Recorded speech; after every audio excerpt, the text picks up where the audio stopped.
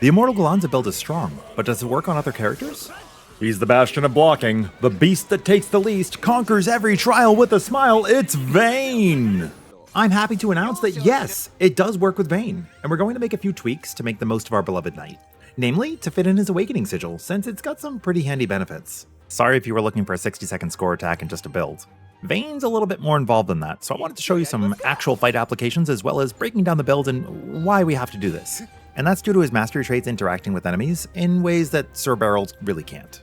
We'll be looking at the Crux Resolve tree, which focuses on booming beatdown. This is a style perk that's going to reduce the damage we take and increase the damage we deal. Out of the three, this is my favorite. Now, if you want to use booming beatdown and practice on a dummy, the best way to do so is to go into regular practice, change it so Barreled will attack you. So the way booming beatdown works is anytime that you use your triangle attack, which is your heavy swing, and you block an attack, you'll get a stack. Blocking will also reduce damage, so it's really viable in fights. Most of your damage is going to come from beatdowns. We do have some offensive skills. You don't have to bring them. You can use Rampart for the invuln and team play if you would like. And Vane features 3 different combos, A, B, and C. We'll get into that later. For now, let's build our stacks. Every time Barreled goes to attack, use a heavy swing to block, and then roll out of the way before the damage applies. This will make it so you have a nice constant. Once we get to 10 stacks, we're going to have a full beatdown gauge. This isn't going to be realistic on a training dummy if you wanted to compare it to a 60-second test, so let's go below our gauge. We back off, turn around, and just keep spamming our heavy swing to use our beatdown combo. Now we're ready to begin. Dragon Stolz will give us attack up, and in Endless Ragnarok, this goes past damage cap since it's a buff. We'll charge in with Heroic Beat since it's a nice gap closer, and every time we use one of our offensive skills, we can follow up with a combo finisher. I'm choosing not to opt for Link attack since we're not really going to get one that fast in an opener anyways, so what we're going to focus on here is Combo B. Now Vane has 3 combos. Combo A, which is a light attack and then power power. Combo B, which is light power power. And then Combo C, light power power. Each of these have their own benefits, including speed and how quickly you could build your gauge, speed and how quickly you can get a block ready for an incoming attack, or the duration of your swing in case you are taking a brunt of attacks and you really want to stretch that block out. For damage, you're going to be using Combo B, light, heavy. Now, since the third hit does have a wind-up and a double attack, Vane has some tech where you can rush your beatdowns. To do so, once an attack has begun, you can roll out of the way and keep it continued. This will work for a lot of characters, like Vasaraga. My preferred method is light attack, then go into your power. Once the damage applies from the first swing of power, I roll, and then finish the combo. Once you've got your beatdown gauge ready, you can go into a combo finisher. This will be a very long chain of attacks, all of which block, all of which give us booming beatdown if we're hit, and has a pretty spicy 30 million payoff at the end. You can cancel any of these attacks once they've begun if you need to rush your beatdown, say you're in Link time, or you know the boss is about to go away soon. And this build does still meet the 200 million damage threshold, so you will be able to take down any Infinity quest that you try with Vane. No, Vane is not going to be the #1 damage dealer, but it feels nice to be tanky. We'll go over the build in a minute, but I'd like to show you just how durable you can become. Here's Infinity Beelzebub. As you can see, whenever we're blocking, we're just scratching this damage off, right? It's not really hitting for much at all. In the beginning, we're blocking down to about 20k per hit. By the end, we're only taking like 1 or 2k. And this will work against a plethora of attacks, allowing Vane to be that vanguard you always wanted. He also has a pretty decent amount of stun gauge built up as well. Arm of Destruction is huge. In Vane against the world, it's no contest. Vane's gonna come out on top every time, turning the world's damage into chump change.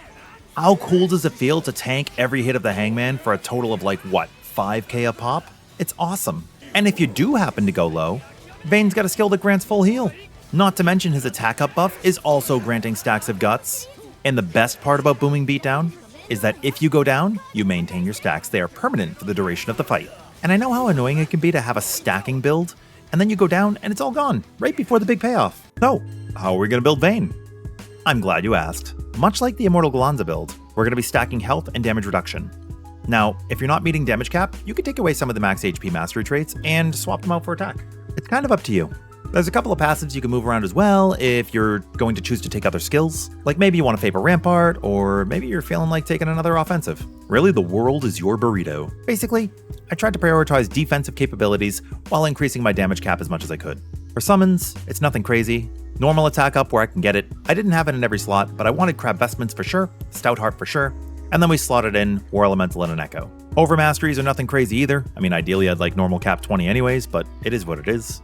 And then for the build, I went for 5 basic sigils, a couple of defensives to increase our defense percent and HP, a Mortal Shell because it's really strong, Spartan Echo to round out our Echoes and War Elemental trifecta, and then in the end, we have Warpath and Awakening. I know a lot of you have asked to see the breakdown of individual sigils as well as the total, so I thought I'd do both in this video. Taking your feedback, and it helps a lot, so thank you, keep it coming. You'll see that we've prioritized getting our Ventus, damage cap, supplement, we have our Echoes, we have our War Element, Regen and Divergence for some sustainability, Aegis and Greater Aegis to get our HP up, Stronghold's part of the Imbue, and good mitigation, Steel Nerves to pair with our Stout Heart, Crab Vestment because it's broken, and then Vane Signature Sigils. Creed to reduce damage whenever we land a combo finisher, which is often, Hero's Will to bring our cooldowns back faster, and Warpath, which increases our damage while increasing our beatdown gauge whenever we block. You really can't argue with that.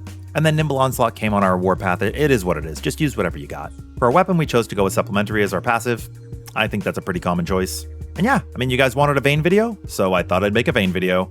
Thank you for waiting and being patient. There's been a lot of requests. I've been trying to make what I can, while also taking some time for myself IRL. It's the summertime, I got my family, I got my puppies, we're having a great time. You know, at the time of this video, we've done a lot of work on GALLANZA, we've done some Vane stuff, we've been helping you guys with the beginning of your builds, and I love to see all the new players coming in.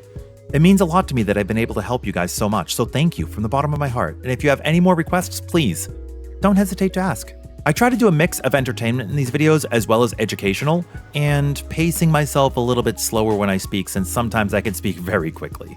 So I guess what I'm trying to say is, again, thank you guys for all the support. It means the world to me. Oh right, in closing, Immortal Shell. This question's probably the one I get asked the most. If you want Immortal Shell, you're going to pick up a quest from a kid in the DLC. You're going to go collect 20 dark wee pincers from the main story. You can go back in and open up your map. I use R3 to open the map, and you can see right where they are. You pick up your dark pincer, and you can leave the chapter and go to the next one. After you pick up all 20, you're going to go turn those quests in Seed Hollow. I might turn this into another video just so that you guys can have an isolated dark wee pincer video and how to get Immortal Shell, because I think it's exceptionally strong. And if you're wondering why, it's because it increases your total damage by 2%, in addition to giving you defense, supplemental, and damage cap. It beats all Celestials by themselves, it beats Celestials that aren't Ventus in addition to a basic sigil, and it beats a single damage cap. It does not beat Supplement, it does not beat Berserker, and it does not beat Spartan. That's your TLDR, hope it helps, and I'll catch you in the next video.